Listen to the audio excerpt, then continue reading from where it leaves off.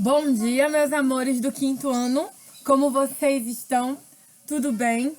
Hoje, no nosso vídeo de história, nós vamos falar sobre a Nova República, que vai desde 1985 até os dias atuais. E esse é um tema muito pertinente, porque domingo nós vamos falar sobre as eleições, né? Nós vamos ter eleições. Então é muito pertinente a gente falar um pouquinho sobre a República, que é algo que até hoje está instituído no nosso país. Então eu gostaria de pedir que vocês pegassem um livro de história e abrissem na página 104, tá bom? Vamos começar? Tia Carla vai fazer a leitura de alguns fatos aqui e ao longo dessa leitura eu vou explicando para vocês alguns elementos que são muito importantes quando a gente fala sobre a nova república, tá bom? José Sarney, presidente que assumiu o poder após a ditadura militar, teve dois grandes desafios: desmontar a ditadura, implementando definitivamente a democracia na sociedade brasileira, e resgatar a economia. Então ele teve alguns feitos aqui que foram notórios no seu governo. Restabelecimento das eleições diretas para todos os cargos políticos. Eleições diretas é justamente o que a gente vai fazer domingo, onde a gente vai votar em um representante, no caso aqui para prefeito. Criação de uma Assembleia Nacional. Promulgação da Constituição de 1988, extinção da censura e lançamento do Plano Cruzado. Na área econômica, como o Brasil estava em crise por causa de uma enorme dívida externa e da inflação, foram implementados planos na tentativa de evitar que ocorresse a hiperinflação. A equipe econômica de Sarney propôs vários planos e, dentre eles, o principal foi o Plano Cruzado I, que substituía a moeda da época, o cruzeiro, por uma nova moeda, o cruzado, na proporção de 1.000 para 1. Proibiu por tempo indeterminado que preços, aluguéis e taxas de câmbio subissem, criou o gatilho, ou seja, toda vez que a inflação atingisse 20%, os salários deveriam ser reajustados. Mesmo com a população aprovando tais medidas, o plano não deu certo porque era impossível fiscalizar todos os pontos de venda de produtos. Os comerciantes cobravam ágil valor além da tabela congelada pelos produtos que vendiam e os produtores escondiam suas mercadorias para não venderem pelo preço do congelamento. A Constituição de 1988, que foi promulgada, que foi formada. Eleição direta para presidente, governadores e prefeitos. Direito ao voto para o analfabeto, porque até então o analfabeto não podia votar. Voto obrigatório entre 18 e 70 anos. Voto facultativo para jovens entre 16 e 17 anos. Igualdade de direitos e obrigações entre homens e mulheres.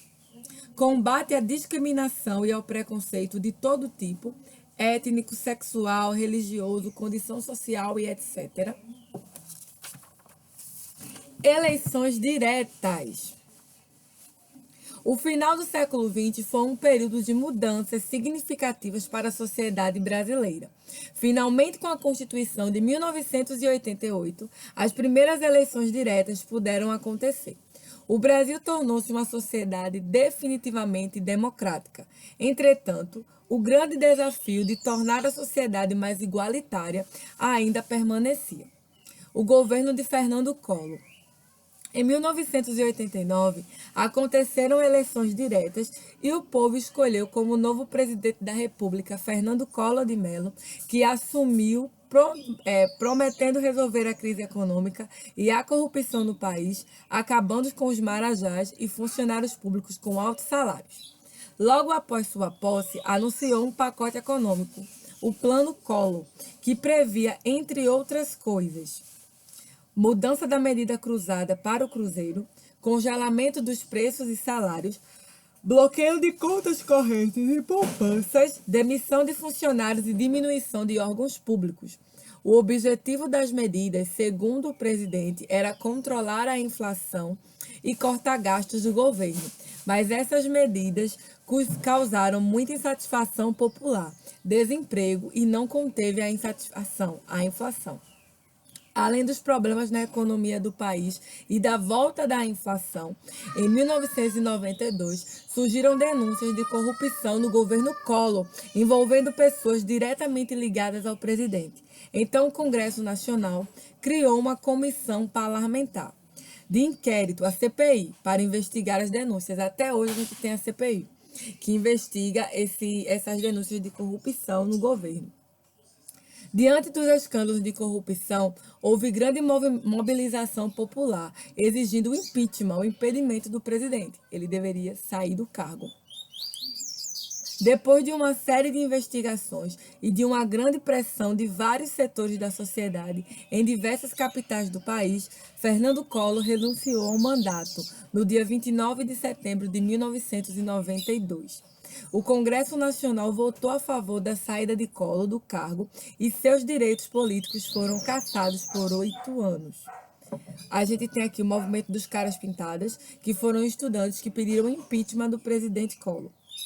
E quem assumiu o governo foi o seu vice, Itamar Franco. Após a saída de Collor do poder, o vice-presidente Itamar Franco assumiu a presidência. O Brasil se encontrava em uma difícil situação econômica, inflação e desemprego. No seu governo foi montado pelo então ministro da Fazenda, Fernando Henrique Cardoso, o Plano Real. Plano econômico que criou uma moeda nova chamada real. O plano começou a dar certo, conseguindo controlar a inflação. Itamar Franco concluiu seu mandato com grande popularidade e apoiou Fernando Henrique Cardoso na sucessão presidencial. Então, Fernando Henrique Cardoso, ele assume em 1995 e vai até 2002. Ele ficou 8 anos no poder. Foi o primeiro presidente a governar por 2 mandatos seguidos. FHC, como ficou conhecido, ganhou bastante reconhecimento com o Plano Real, único plano econômico que conteve a inflação desde a época da ditadura militar. Aí a gente vem para o governo de Lula, que foi de 2003 a 2010. Em 2003, Luiz Inácio Lula da Silva assumiu a presidência, prometendo dar novos rumos à política brasileira. Era a primeira vez na história do país que um ex-operário vindo do Nordeste assumiria a presidência da República. Lula implementou diversos programas sociais em seu governo, como o Fome Zero, a ampliação do Bolsa Família, Luz para Todos, ProUni, o Programa de Erradicação do Trabalho Infantil, que era o PET, entre outros. Eu lembro que na minha cidade, em Trocunhaém, tinha o PET. Tinha esse programa PET. Porém, muitas denúncias de corrupção ocorreram durante o governo Lula. Por exemplo, o mensalão, que envolvia a compra de votos de deputados no Congresso Nacional para conseguir propostas, aprovação de propostas do governo. Lula ainda venceu as eleições de 2006 para o segundo mandato na presidência da República.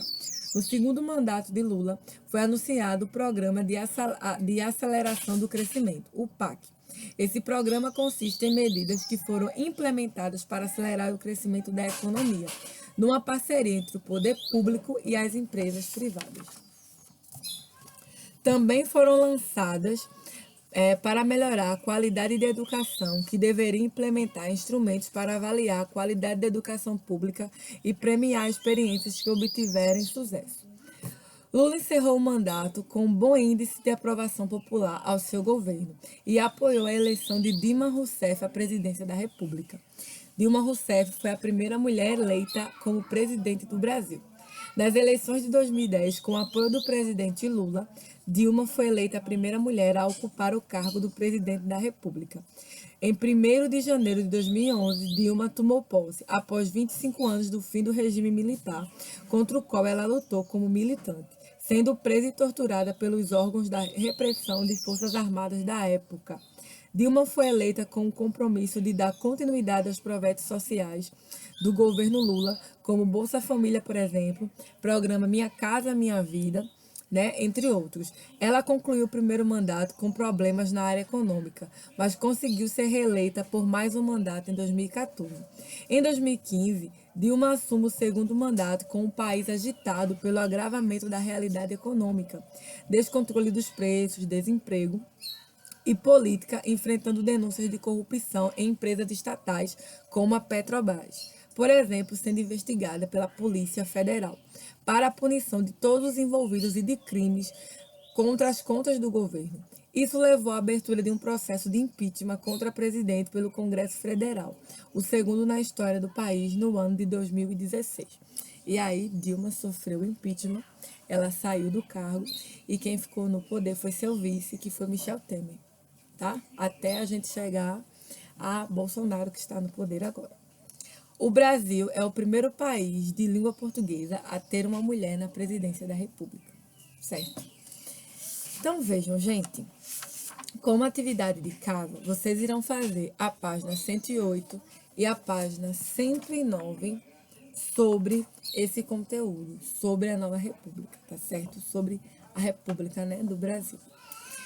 Então, esse foi o nosso vídeo de hoje. Eu espero que vocês tenham gostado. Qualquer dúvida, coloca aqui nos comentários da plataforma. E no mais é isso. Tenham um bom dia, um cheiro enorme para vocês, um beijo e até amanhã, se Deus quiser, com mais um vídeo.